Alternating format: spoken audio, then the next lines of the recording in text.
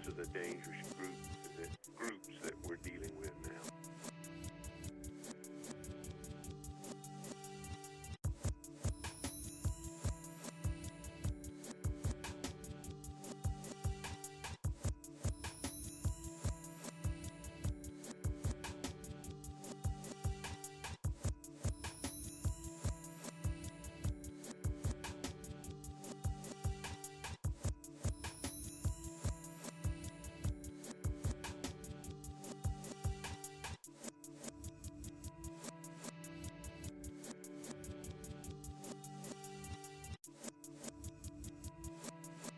This is a dangerous groups that we're dealing with now.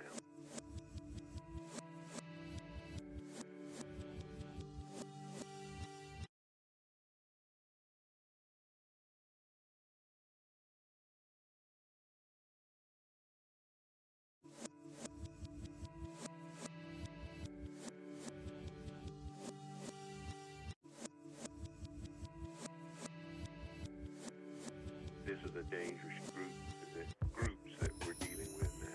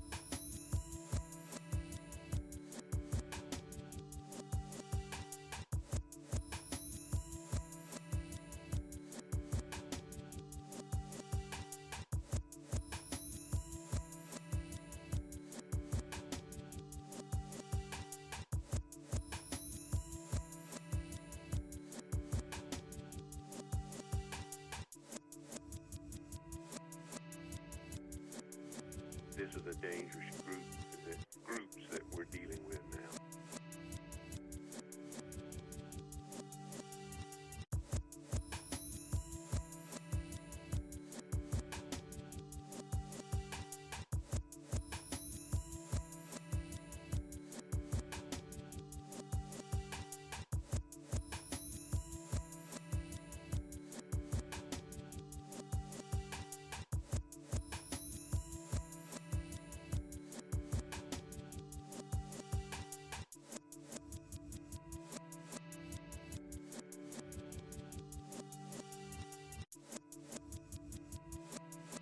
This is a dangerous groups that we're dealing with now.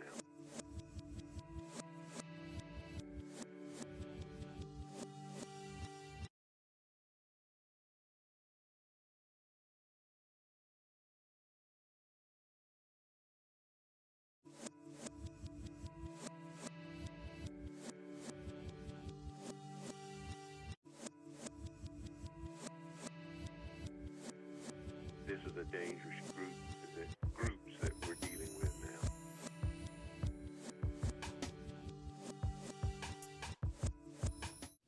It's a new year and a new season. 24/7 Buff Pandemonium isn't just a page. It's a family. a passionate group of positive Buffalo The character and fight of this team. We strive to embody this passion and present a fan-first perspective. Without all the fluff. Enter the Gun Report. Season 2. The first season was exciting for 24/7 Buff Pandemonium. Talking football, connecting with fans, and having quality conversation. This season we're stepping it up, and we want you all to come be a part of the conversation.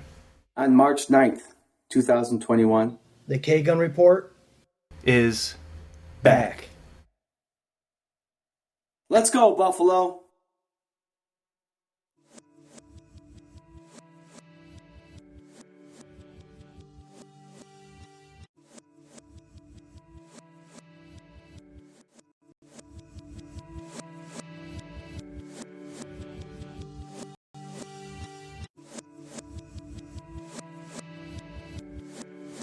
this is a dangerous groups that we're dealing with. Bills fans, it's Jared from 24/7 Buff Pandemonium presents the Gun Report. Joining me this evening, we have Scott.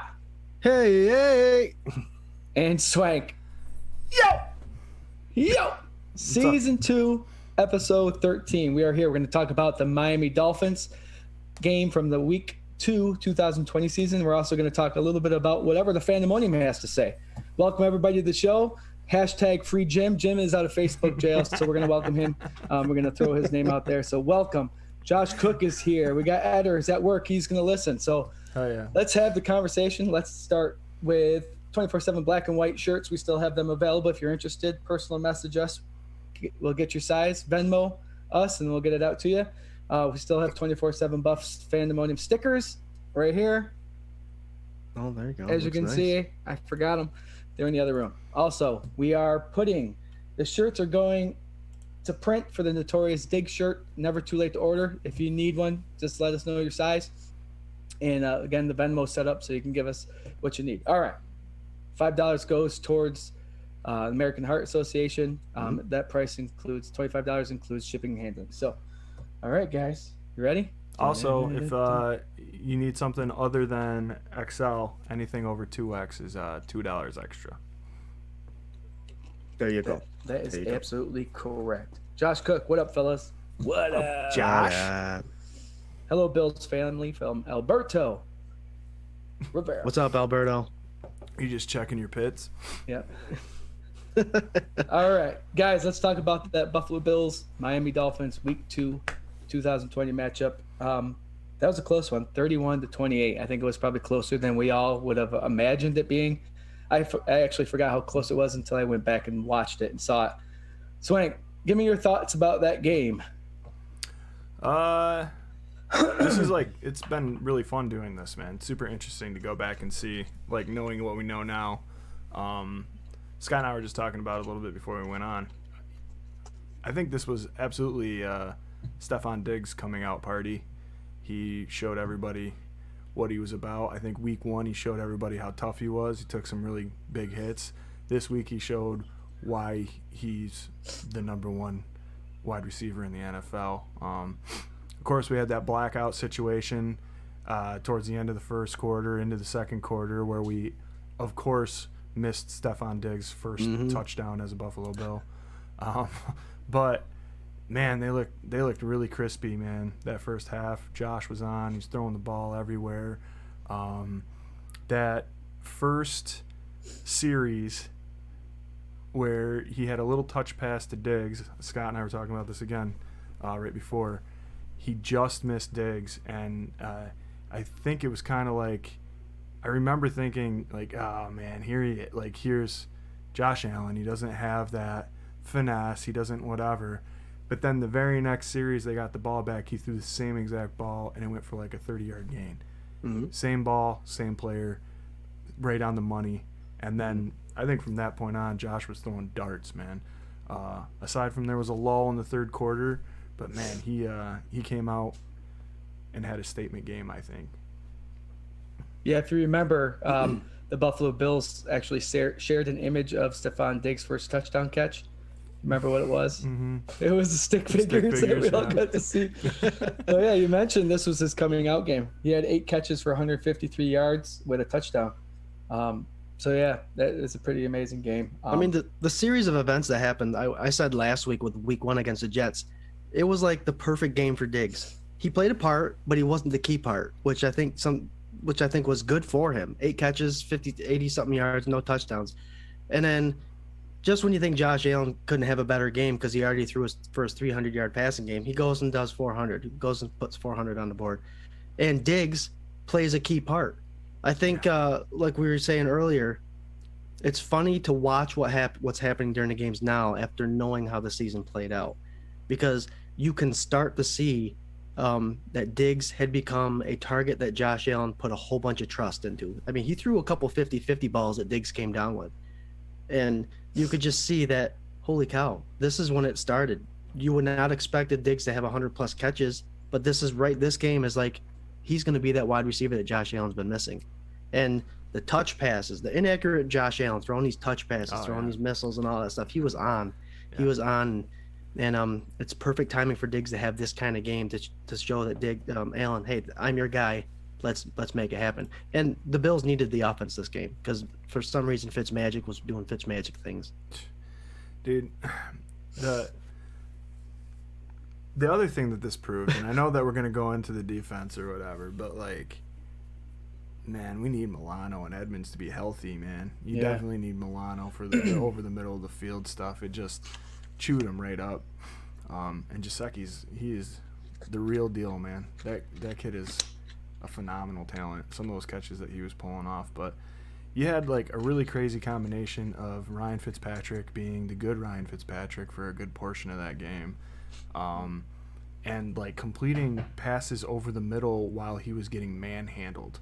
Right. Eddie Oliver knocked him around super early in that game and was on his heels pretty much the whole day, but he'd get wrapped up and still complete these passes over the middle, and it was just like, that's where the magic comes, I guess, right? Yeah, you can't get to him a little sooner. I mean, come on. Yeah, man. Oh God, it was frustrating.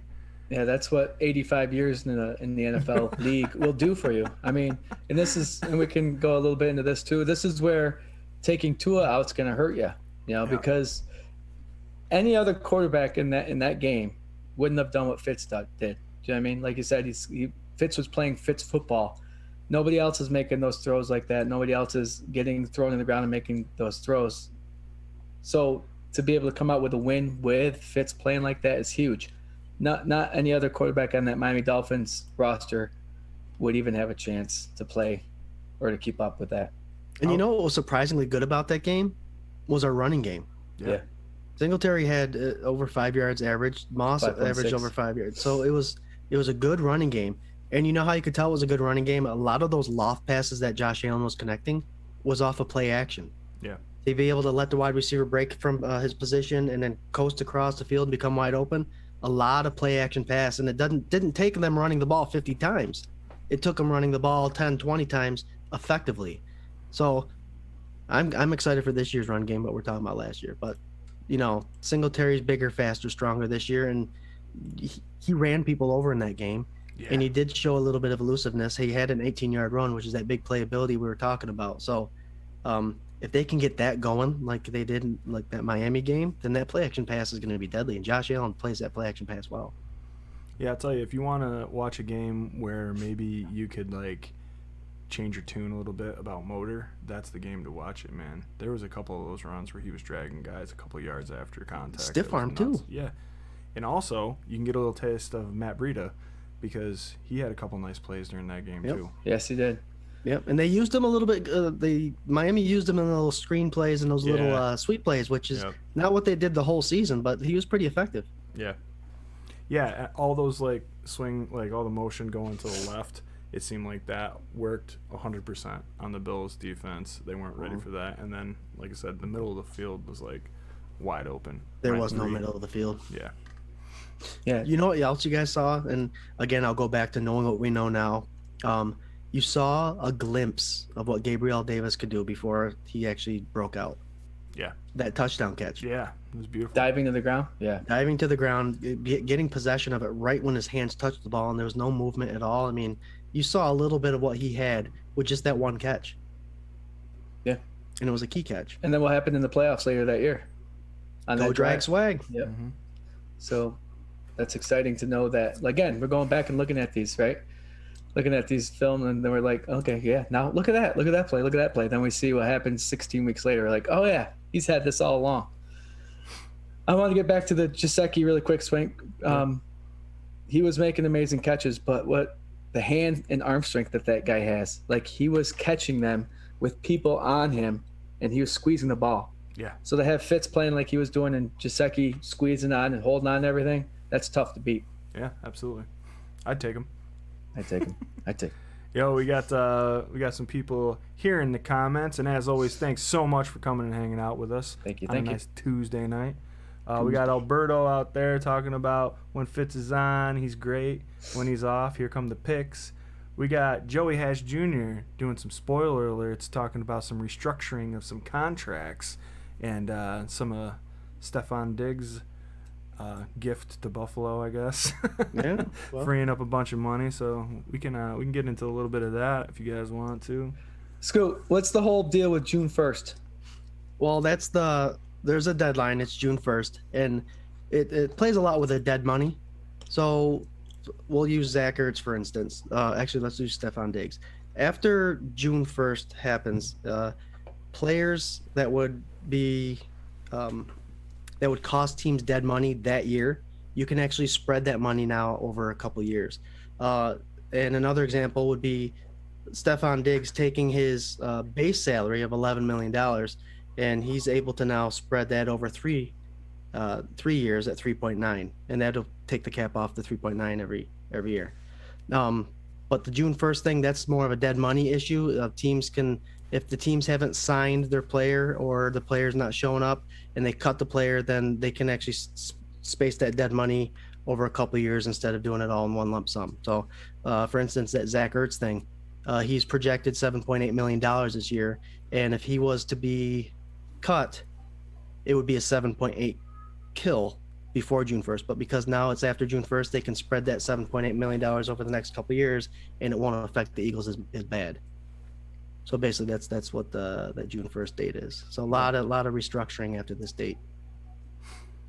All right, we have a comment in here from Joey Hatch again. They're saying Zach Ertz and Sorts predicted to sign with Buffalo.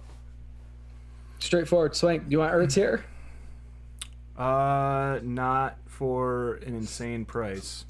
I heard this thing on GER this morning where they were talking about how they didn't see how Ertz could come into Buffalo because it's such a crowded tight end room right now as it is.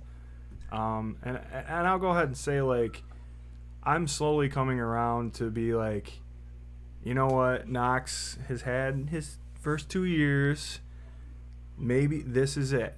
Like, if the dude's firing, he's a semi truck, and absolutely, when he's on all cylinders, he is the man I want. I need more of that than Droppy McDropperstein the third. You know what I mean? So, like, I'm okay with being on board with Knox. I want him to succeed. He wears a Buffalo Bills jersey. He's super likable. He does a lot of charity stuff. He's got a connection with Josh. I want him to blow up this year and be like, there's no reason for you to have Hollister here. I'm the man. That's what I want. Mm-hmm. If it's more of the same from the last couple of years, and he has grown and whatever, I don't see what the problem is with having Ertz here. I don't think that the tight end room is too crowded. I think you could keep Knox and Hollister and Ertz, and I would feel pretty comfortable about that. You know what I mean? Yep. And you're bringing in a veteran. Yeah, he's on the wrong side of 30. Yeah, money issues, blah, blah, blah.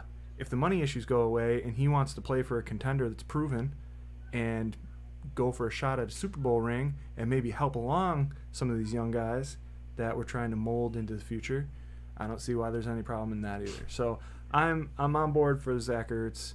I don't want to pay dumb money for him, and I don't think Bean will. Yeah, Joey Hatch agrees with you. Yeah, so here's the thing with Zach Ertz. He was going to make about $7.8 million this year, and this is where that June 1st thing comes in.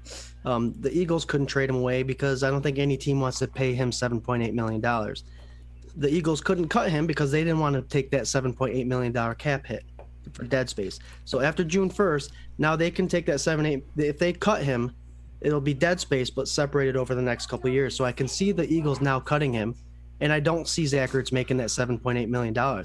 I can see him, because he's getting older, go ahead and sign with a team that's potentially a Super Bowl caliber team like the Buffalo Bills, and maybe sign a 1-year prove-it deal at 3, 1-year prove-it deal at 4. That'd be great. That'd be huge. Bean is the king of the 1-year prove-it deal, right? I mean, like, how many guys from the beginning of when Bean and McDermott came here have made a career off that 1-year prove-it deal? I mean, talk to Jordan Phillips, right? Like, I can't believe that he got paid somewhere else to do what he's doing, right? And he really hasn't shown a whole lot since he left Buffalo. But without that season at Buffalo, he wouldn't be down in Arizona with a starting defensive tackle position, right? Right. So there's a lot there, and I can see the benefit of it. The best thing about the situation we're in right now is that we're winning. we're the contending AFC champion, right? Like, there's a lot of good here in Buffalo. There's a great facility. There's people that are breaking records. There's people that were the number one wide receiver in the league. You got top 5 offense. You got, like, if everybody's healthy, top 5 defense, I think. You know what I mean? Yep. So there's a lot there that can bring them in besides the money portion of things. And the only problem with this is if the people that are rooting for Dawson Knox, this is the year that he's got to prove it. This is the year that it's make or break. Adding Hollister, and then if they do add Ertz, his potential to even make an impact is decreased significantly. So it all depends on what you want. I'd like Ertz here, right? Yep. Competition, right? If Ertz is tired, or if he's, like they're saying, he's on the wrong side of 30, like, and Knox wants a chance to be the number 1 tight end, like he's been, like, come in and do it. You know what I mean? Yeah. Like, maybe that'll be the extra motivation, just having the guy here to compete against. I don't know. Or learn. I mean, yeah. And I think it learning would be both, right? Like, that seems to be the way the roster's built anyway. Right. A lot of the veterans are more than willing to help out the young guys. Can you imagine some of those packages with those 3 tight ends out there, Hollister, Knox, and Ertz? They'd never do it, but that'd be awesome. All right, so let's get the Julio stuff out of the way. Let's what about get it out of the Julio? way. Julio. And I told Swank about this earlier, Jared. You could let me know if we agree or not. As much as it'd be awesome to have Julio on the roster, I think he'd be a waste. There's really no room for him. You don't have 7 wide receivers going out for patterns. You only have 4 or 5. So I think Julio would definitely he wouldn't be worth the $11.5 million we'd have to take. He would not be that. As much as I hate to say it because it's Julio Jones, but we have our number 1 wide receiver. We have our number 1 slot receiver. He's, every one of our Bills wide receivers play a certain point. We got our gadget guy with McKenzie. We got Emmanuel Sanders who could do a little bit of everything and spread the field. So, and there's not enough balls to go around to make Diggs, Sanders, Beasley, Jones happy. So, yeah. It's weird to say it. I don't want Julio Jones here, but it's the reality. He would be a waste. We wouldn't use him the way that he needed to be used. All right, I agree. Yeah, go ahead, Jared. That's exactly what it comes down to. It's a business and it's money. You're going to spend that much money on a guy who's going to get 4 or 5 targets a game when the other guy across is going to get 8 or 9. You know what I mean? It's like, I don't know how they would fit him into the scheme. If it was like basketball and everybody had the chance to touch the ball when you drive down, you know what I mean? Like Scottie Pippen and Michael Jordan, right? Mm-hmm. If they all got the chance, they were both great. They all got a chance to touch the ball and potentially shoot. This isn't how it is in the NFL. The quarterback gets it and he makes the decision where it's going. So Julio might not get a pass thrown his way for 4 drives. Is that what? I don't know. I agree. It's going to be too much money to spend on a guy that's not going to get the numbers or even the targets at. I mean, for some reason, if something god awful happens, like an injury to Diggs, then that would have been a genius idea to bring him in. But you can't think of that. Yeah. So yeah, I agree. I think it would be a waste. If we didn't have a number 1 wide receiver, that's an obvious answer is yes, we want him in here. But we have the number 1 wide receiver in the league. The number 1. Okay, so here's a quick question. And Dan O'Gorman said Julio Jones would be the number 1 receiver. Stephon Diggs would be number 2. No. Nope. I don't think so. And I think Diggs and Allen have too much of a chemistry. It's already proven. He came in day 1. Can you imagine how good they're going to be this year? Like, I mean, the only thing that I think I can see, like, slowing them down is the injury bug. Yeah. I just don't, like, Stephon's too good. And Josh Allen is getting too good. Like, there's no way. And I think if Julio came here, the thing with the Julio Jones thing is this is very Billsy, man. This is very Bills Mafia. Like, it's so fun to think of. It's fun to hear these dudes, like, screaming and ranting and raving about, like, bring Julio to Buffalo. He's the missing piece. I want everybody to stop for 5 seconds and go back to what you thought draft day. And what would you think if the Bills picked a wide receiver number 1? Right? Like, with their first round pick and they picked a wide receiver, would everybody be happy with that? because going into the draft, we were set at wide receiver and we were set at quarterback, and anything else, everybody was whatever. Yeah, bring it on. Yeah. So like, I think stepping back out of it, it's like what, man, who was it? The Leonard Fournette thing last year, right? Remember when I wrote that little stupid article about like play with the toys you have? It wasn't Like, stupid. Oh, thanks, man. You haven't even tried out Emmanuel Sanders. Sometimes I forget he's even on the roster because the roster's so good. And you're clamoring for Julio. It's like, it's super fun to think about. Like, oh my God, what would they even do? And I don't know, who would you cover? It's a great point. But I'm thinking, like, who are you gonna cover now? Like, you know, you got three of the best route runners in football on your team.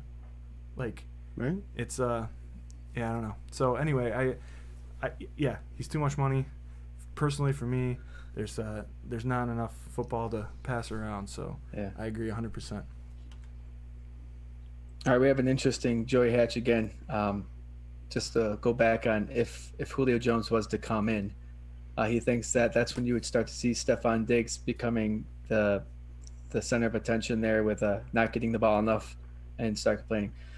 You could, I mean, that's a possibility, but like we always say, you can't. It's not a fact until it happens, and you can't say that he could. I'm not saying he wouldn't, but that's an argument that you would never be able to see the answer to unless it actually happened, which I don't think Don't let those Minnesota articles convince you to think that way. Yeah, I don't believe that either.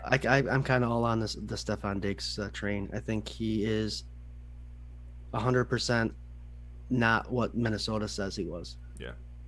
So weirdly, you two and myself would rather have Ertz come to Buffalo than Julio Jones Yes. because he fits. It fits. Makes sense. And if you could pay $3-4 million for him, that you still now have $7-8 million, you can start negotiating other contracts. I wish that there was this problem with cornerback twos right now. We have Dane Jackson. Don't worry about it. Yeah, I know, and I like Dane, but I'm saying I would feel a lot more comfortable if there was one of those guys skirting around that wasn't like Richard Sherman, and maybe could come contribute. Well, Hey, maybe Swank, there is. let me tell you this. I mean, this isn't just free agency. This is trade talk. Yeah, so maybe you there never is know. somebody. Yeah, Maybe there is someone. I You think never know. Swank, They may be bringing in that $11 million to get a number 2 corner for a trade as well. When we come into season 2, episode 14 next week, we're going to be talking about how Swank just called another cornerback coming to Buffalo with a trade. Mark that down. I got it. Choo-choo. Yeah, that's another thing. Is we don't want Julio Jones to go anywhere in the AFC East. Yeah. Daniel but- Gorham says your comments on Julio also go to Ertz. Zach won't get the targets. It's opportunity, I think. You may not get the targets, but He's still filling in for a whole position. yes, Ertz is still filling in for a position that potentially has holes. Our wide receivers don't have holes. We don't have holes in our Yeah. wide receiver depth. Yeah, and that's kind of where we're getting at, where it's like if you'd have to run a 4 wide receiver set all the time to keep those guys happy, and you'd have to keep feeding them and feeding them and feeding them. We didn't think it was possible to feed the ball to our wide receivers last year the way Josh was able to. This is like a brand new thing, you know, like it's 1 year proven that like Josh has this kind of MVP talent inside of him where he can huck the ball 400 yards a game without blinking an eye. So, I think it's a little different. I don't know at this point in his career if Ertz is like demanding the ball the way it seems like Julio Jones is, right? Julio won't demand the target percent, the numbers. Then, well, Ertz won't demand the targets that Julio will. Yeah. That's what I'm getting at. Yeah. All right. All right. So the fans that are watching, we do have a plan to talk about Miami, but what we love the most is exactly what we're doing right here, is talking to you guys about any topic, the Julio Jones thing, the Zach Ertz thing. Like so we're doing film session, but we'd rather be doing this part of it. We'll get back to the Miami game eventually. I just want to do one more thing about Dawson Knox. We also got to remember that he didn't play much tight end in college, right? So he is still kind of learning it. But year 3, this is it. This is it. We have been saying that for last year and a half, but we need Dawson Knox to pull through and do something if we want him to be successful, obviously. And real quick, cap talk. We have $11 million now in available cap, and we have 88 players on our roster. So we're almost set roster wise. Perfect. All right. So One more scenario. Sorry. go ahead. What? That's why I slowed down. What do we? So we're talking about bringing in shiny new toys, right? What if there's the other option, which I think would be better for us more tightwaddy kind of mindset people who want to see longevity out of their money, right? And what about extending Mr. Joshua Allen? Yeah, I think that's probably a higher percentage of why this money is being moved around is possibly to get him here longer. That's no question. I honestly don't know how the $11 million would be put towards an extension. Whether you can say you're going to use it for next year, I don't know how they actually work that out. But knowing that we're potentially going to get $28 million added to the cap next year, and I saw a number going up to another 15 to 20 the next. We just signed Josh's 5th-year option, so he's ours at least for this year and next year. Yeah. And then by the time his contract negotiations are there, we will have $50 more million of cap to play around with. So Who knows what Bean is doing?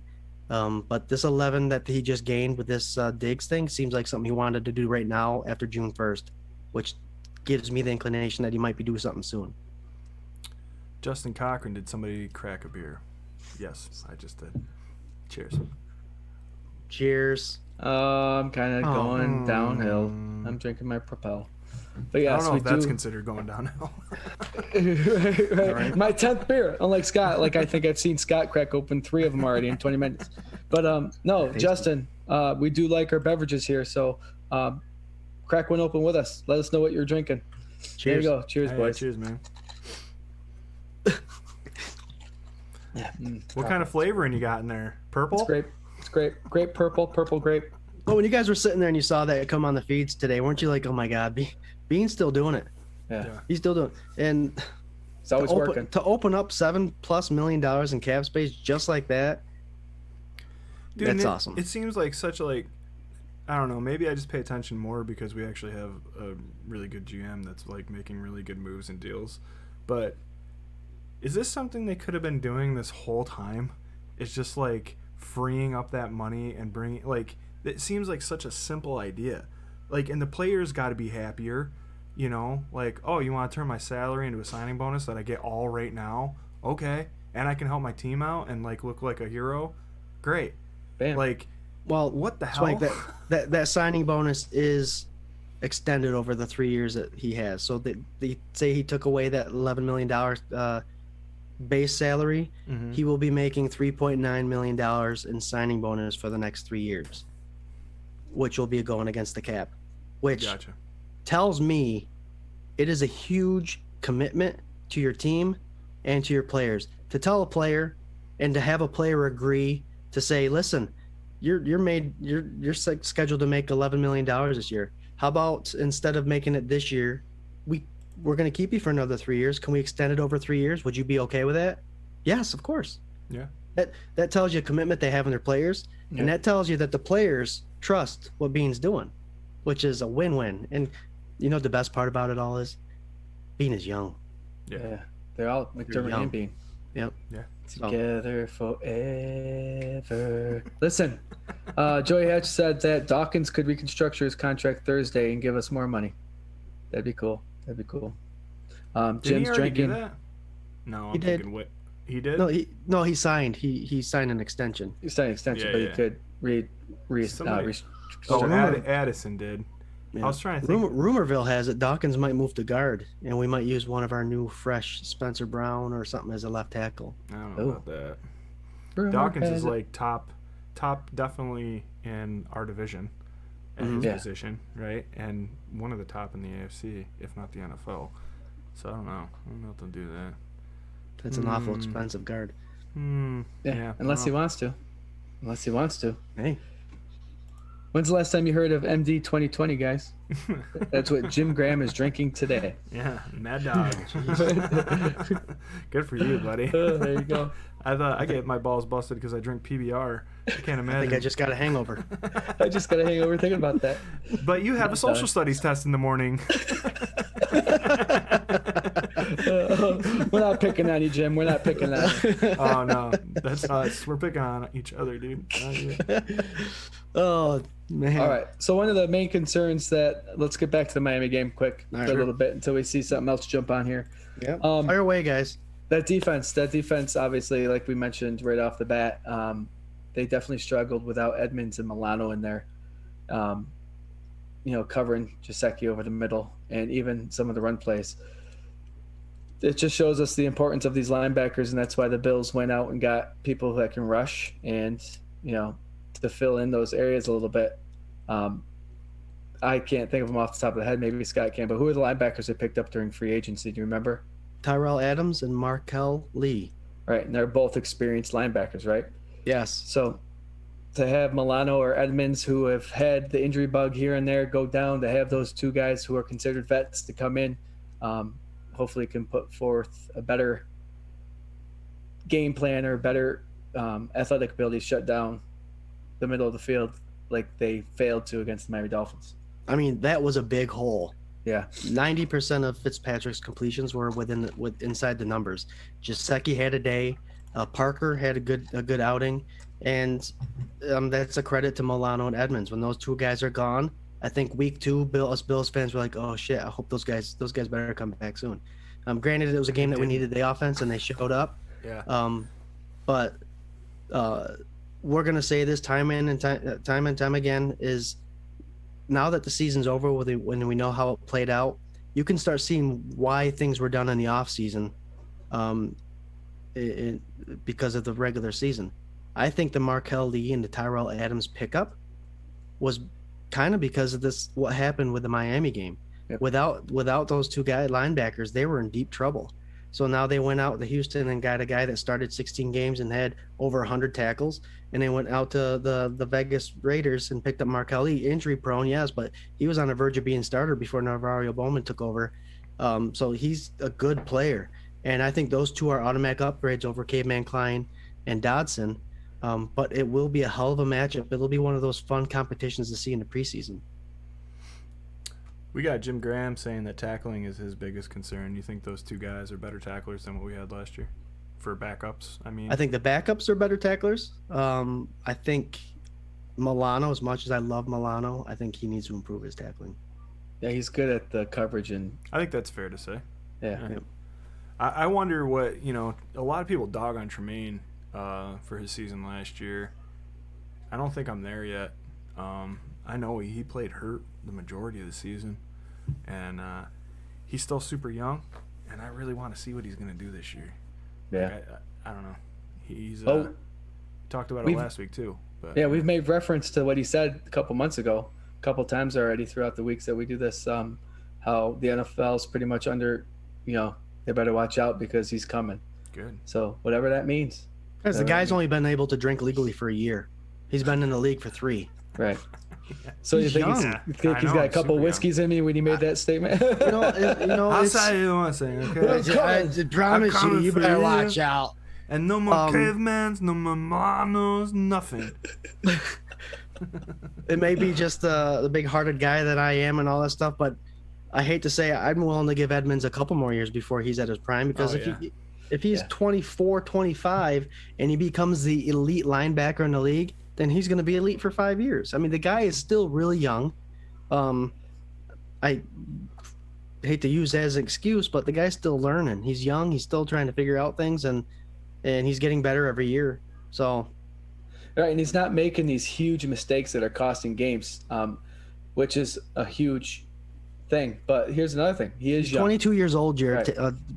in charge of an NFL defense. 22 years old in charge of a full NFL defense with guys like Poyer and Hyde and Addison and Hughes. Hoya.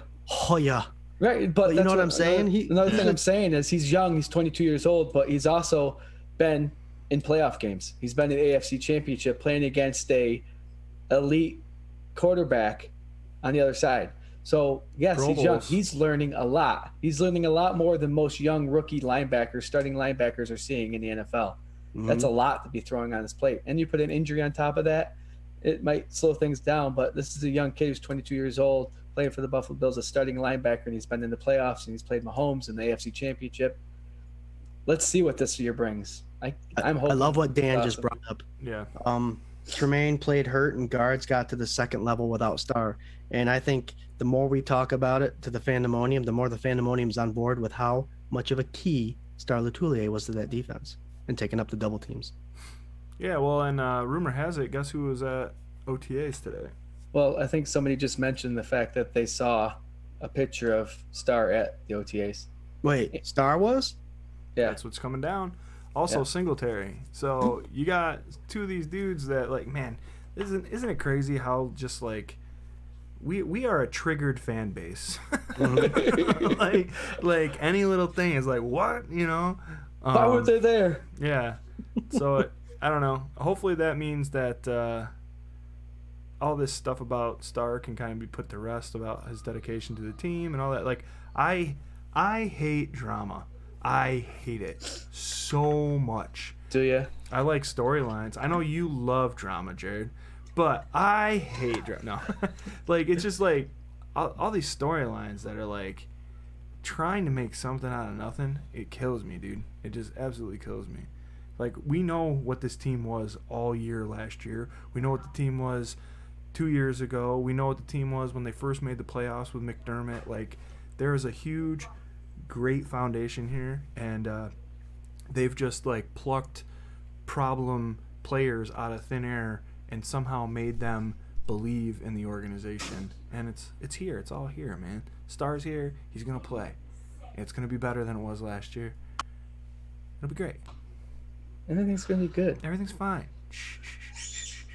Squeaky's back. Hey, also, another thing, like, you're talking about drama. The fact that, oh gosh, I can't think. Scott, take over. Haley screaming in the background. He was talking about drama. I'm not sure what that means, but if we want to talk back to the Miami Dolphins game. There we go. You know who else we got to see that wasn't playing for the Bills that's on the Bills roster this year? Their punter, Hack. Oh, yeah. He had 5 punts for, I think, a 52-yard average, and 3 of them were inside the 20. I mean, if that's a showcase of what for teams to come and pick you up from free agency, I mean, he put on a hell of a show against the Bills. Yeah. I was watching. I go, that's a good punt. Oh, that's another one inside the 20. Who the heck is that? That one was Andre's fault, though, man. He waved it off. And he waved it. He should have snagged it. But, yeah. No, I agree. I was like, who's that punting? Oh, he's on our team this year. That's what I was going to say about the drama, guys. It came back to me now. All right. So I'm the kind of guy who has always said, first and foremost, whatever 53 or 55 are going to put on that uniform on Sunday, that's who I'm going to root for.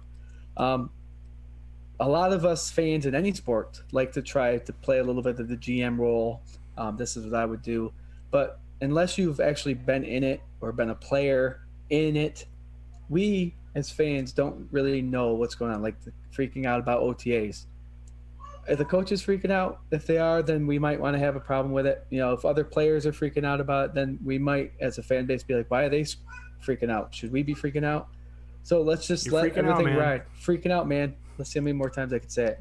Just let it ride. You know what I mean? And the Bills, they're a professional sports team. They know what they're doing. So, yes, it's fun to play GM and try to get into things and pick and choose, you know, where the issues are going to be. But in actuality, they're the ones in charge. Let them deal with it, and let's just have fun watching. I mean, McDermott did say he was disappointed that Latulier wasn't there, but like I said last week, let's wait till June when the mandatories come around, and then we'll see who's there. And disappointment. I mean, he could be disappointed for a whole lot of reasons. Yeah. You know, maybe not disappointed in him, maybe disappointed in the situation that brought him there. Maybe there's something going on. You know, who knows? Like, obviously, you want all of your players there 100% of the time that they can be there. Right. And I don't think that's, you know, too much to ask out of anybody. Like, if you're the coach on a high-caliber football team and you have a voluntary workout, then, yeah, you want everybody to want to volunteer to be there. But sometimes life gets in the way, dude. I mean, they dedicate a huge portion of their lives to that team all year long, and they get paid very well for it. But, man, I don't know. Like, if Josh Allen wouldn't have been at that game because his grandmother passed away, would anybody have been mad about it? Like, really mad about it? Right. You know, I'm sure some, but, like, if he wasn't there, it would have been the same. Like, well, his grandma passed away. They're really close, but he was there because he had a different mindset about it, right? Right. And he used it to focus. Like, so I don't know. There's just so much stuff. Like, without the dude coming out and being like, "Yo, I wasn't there because of this." Like, like we'll just speculate forever about it, and nobody will remember when he's eating up 2 blockers, week 2. So I'm excited to see him come back, and we have 3 preseason games to watch it. I've never been more excited about preseason games in my life. You take those away for a year, and it's like, oh my gosh, you forget how much you like watching, and evaluating players. yeah, I mean, we're gonna have a show every week talking about who to watch this week and who was a surprise this past week. I can't wait for that. But yeah, man, the preseason games are going to tell us a lot this year, especially with the team that we have now. You know what else is going to be fun? Just the fact that there's going to be videos and cameras and people possibly attending camps. Yep. yeah. We haven't touched on that yet, but they're trying to look into St. John Fisher again, getting back there. I know they have to probably get a certain percentage of people vaccinated for that to happen. We won't get into that, but St. John Fisher is a possibility, and having people go out there and watch. And that's the big thing that Bean was saying too, is McDermott was saying, was they want – Rochester has a huge Buffalo Bills following, right? And not everybody in this area can get out to Buffalo all the time to watch camps or come out to St. John Fisher in the Rochester area. To have these athletes running around practicing is huge for the Rochester area. Absolutely.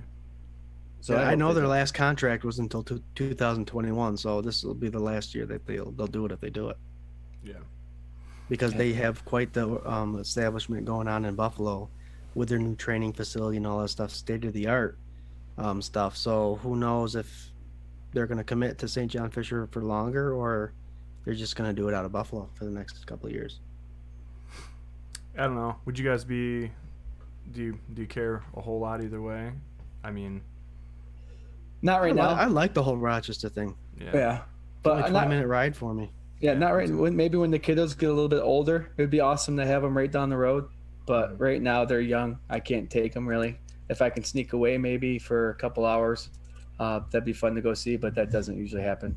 When the kids are old enough to take, yeah, I hope they would be closer. But we'll see what happens. It's a great time. I've Yeah, been I liked it. many times, but it's like, also, I don't know, man. If the guy's getting paid all the money, I think that it's better to be on the home field practicing. I can't really put that past them. They've also Right. taken away a lot from the whole St. John Fisher thing, as far as like, I remember the last year it was full on. They were only there like half the time that they had been there years previous. Like, I really think they were starting to try and shave it off and Bench it out. away. wean it off. But it is. Yeah, I cool. remember when they first started doing it. I don't know. I haven't been there in the last couple of years if they still did it, but they'd like have little kicking competitions for people to do. Like before you actually got to camp, they had stations set up so you can screw around and throw the ball. Yeah. They got rid of that a little bit, but I remember the good old days. Well, you walk through the shop and the Jills would be there. That was always exciting. That Was hasn't- this guy? Do I so- buy a $300 jersey that's not sewn on stitching and screen printed? Yeah. the Jills Iron tell on? me I should? They also say I Dude, should when's the sign last, M&T when's the last time Bank. you went to camp? Like 1997? The Jills That was a haven't long been there in time like ago, 20 right? years. All right. Dan said All right. something about maybe doing a shortened camp there. That would be cool if they just did like a week there. You know what I mean? Yeah. Why not? That's be cool for the kids coming in because they use their dormitories. There's been stories before of the NFL guys leaving stuff in the dorms for the kids who came Oh, back would that's pick up. Oh, that's So pretty sweet. That's really that'd be cool. That'd be cool for the kids there too. Well, with 3 preseason games, it would have to be shortened anyways. But Yeah. yeah, to do it for a 2-week thing or 2-week stint or something like that, that'd be interesting to talk about on one of the shows. Is how preseason is going to look, because it used to be week 3 was the starters would play for a half or more. Now, week 3 is going to turn into who's fighting for the last position, right. right? So how's that all going to pan out? We shall see. Dun dun Stay dun. tuned. All right. Well, the Buffalo Bills improved to 2-0 with a 31-28 victory over the Miami Dolphins. That was a fun game to rewatch. Like I said, I think we saw it was a little bit closer than what I remember it being. But the Bills get that one. Well, when the offense gets 500 plus yards, you would think it would be a blowout. I mean, but the defense didn't have an answer for Fitzmagic. No. And, man, that third quarter, they almost had his number, you know. And, I don't know. I'm glad they dug it out. And it was nice. That last, long touchdown to John Brown, too, to kind of put the nail in it was nice. Kept the foot on the pedal. That was a good call by Dable. Dude. I love that. Oh, yeah. All right. Sweet. You say sweet right. or swank? Swank. Sweet. Swank. All right. This is, unless we got something more to talk about, this is bringing episode 13 to an end. Next week, we're going to do it again, but we're going to go over the film from the Rams game. The Rams game. That was a pretty good interception. The immaculate interception. Yeah. We have to talk about that, don't we? Get to relive that. How was it an interception? Or all that junk that all the Rams fans talked about, that last-minute pass interference call that wasn't pass interference. It wasn't pass interference now. They're all Minnesotan is what it is. Yeah. Oh, what'd you do to my team down there in Buffalo, eh? Joey Hatch just said he read somewhere that there's going to be talking 18-game season with 2 preseason. Yeah, ultimately, I think that's what they're going to get to.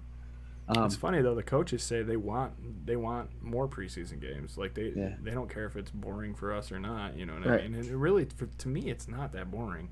Like it's cool that it's all the money. I know. And ultimately, this wants 18 games. This right here wants 18 games. Yeah, sure. But the coaches who have to evaluate these players want the more preseason game. Yeah. That just totally makes sense. If it makes the cap grow and we can keep the players that we farm, I'm all about it, dude. Yeah. I don't care. I want it to go back to the 90s when nobody got traded. You know, you got cut and then you left the league and that was it. Nobody ever heard from you again. You went to Tops. You went to Tops. Hey, do I know you from somewhere? Hey, who are you? Oh gosh. All right. You guys good for the night? Yeah, man. All right. We want to thank everybody for participating again. As always, you guys were just flying in there. Comments are everywhere, having discussions with each other. Thank you. Again, we wouldn't be here without the Fandemonium. Awesome. Scott, you have any closing thoughts for tonight? I'll just keep an eye out to see what happens. You're going to hear a whole bunch of stories of who the Bills are going to potentially bring in, who they should bring in. You're going to see posts out there like crazy. Should we bring Julio? Should we bring Ertz? Who should we bring in? Let's watch Bean work his magic. I think he's got something up his sleeve. It may not be somebody that's right in front of us. It may be a trade offer for a CB number 2, like Swank was saying. Who knows? I love that. Teams need players. We have a slew of them, so we'll see what Bean does with that money. Swank, what's up? Hey, thank you guys so much for hanging out. Thanks for all the nice words. We got a ton of people signing off here. Thanks for all the encouragement, man. Without you guys, it's not as fun, man. You know, we have a great time sitting around talking about Bills football, and we're glad that you want to hang out with us every Tuesday night at 8 p.m. on Facebook Live for the Gun Report. This was Season 2, Episode 13. Damn. Next week's Season 2, Episode 14. If you want to stay connected, get with us on Facebook, Instagram, Twitter, at 247 Buff Fandemonium, as well as the YouTubes, and I'm still working on catching up those episodes, but it's coming slowly. It's coming slowly for the podcast there. Go Bills. Go Bills. Dan, I just want to throw out a reminder. We go in every week. We're doing film study, and we're going week by week by week. Next week's week 3 against the Rams, then week 4. But this is kind of a trial thing for us, and what we're enjoying the most, like I said earlier, is the interaction with you guys, and we will stop what we're talking about to answer questions and have that conversation. So keep it up. We're having fun. It's taking up a lot of the show, which is awesome. Yeah. That would be ultimately the goal, is to talk a little bit about week 3 2020 next show, and just have the conversation with the Fandemonium. Right. That would be awesome. Dan O'Gorman, Steven Nelson, cornerback. I'm gonna have to look him up The name sounds familiar, but he thinks that he might be grabbing him. That CB would be a nice addition to the Bills. And then Justin Cochran threw out the L word, guys. Nope. Love Too y'all. soon. Oh, too soon? No. Justin, if we don't say it back, that doesn't mean we're not there yet. It just means we need some Oh, I time. know. You got to do it like that girlfriend from high school. Like, thank you. Thank you. Can you buy dinner Love you now? too, man. Me too. I'm big enough man to fucking say it. I love you. Me too. Yeah. Yes. Right back at you. All right, Fandemonium, thank you. Thank you for participating. Wow, my hat got to get on right. Okay, Jesus, we'll see Jared, you got everybody. to fight with a hat there. I know, it was grabbing me. Next week, 8 o'clock, Tuesday, Season 2, Episode 14. Scott's got a finger up. Look behind Jared, that gold helmet. He just made that the other day. It's a Yeah. pretty sweet helmet. Beautiful, man. Bring it up. Bring it up close. Check Jared that makes out, huh? custom helmets. If you guys are interested, let him know. Yeah, man. They're gorgeous. What I'm hoping for this is to get Batavia Downs. They usually have a thing each year. I'm hoping Bruce Smith gets there. The gold helmet, I think he's the GOAT with defensive ends, 200 tackles, Hall of Famer, Wall of Famer, 200 sacks. 200 sacks. What did I say? Did I say Tackles. that? Tackles, 200 sacks. I To got get that 200 signed by him tackles. would be sweet. I got 200 tackles. All right, guys, we'll see you all next week.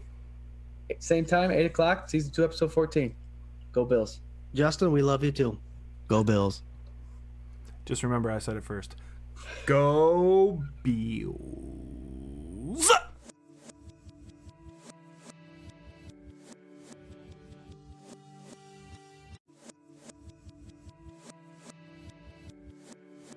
This is a dangerous group.